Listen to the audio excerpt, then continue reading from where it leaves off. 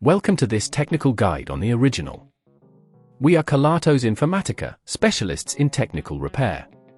We collect your device from your doorstep, carry out a free diagnosis, and send you a quote before any repair. No phone calls, no trips to the shop. We are based at Calle Joaquín María López 26, Madrid. Convenient, transparent and professional. Link in the description. If you're facing the issue of a cracked screen where the touch functionality isn't working, you're not alone. This problem often arises from drops or impacts that damage the screen's internal components. If left unrepaired, it can lead to further issues, including complete loss of functionality, making your device unusable. To tackle this repair, you'll need a few essential tools: a heat gun or hairdryer, a suction cup, a plastic opening tool, a set of precision screwdrivers, and a replacement screen compatible with your original device.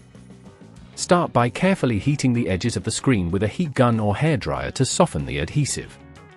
Once it's warm, use the suction cup to gently lift the screen from the device's frame.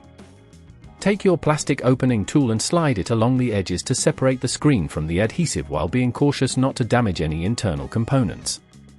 Upon lifting the screen, you'll notice the connector for the touch assembly.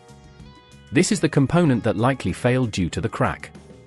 Carefully disconnect the flex cable, ensuring you're not pulling too hard, as this could damage the connector on the motherboard. Once disconnected, remove the screws holding the screen in place, usually small Phillips screws. Remember to keep these screws safe for reassembly.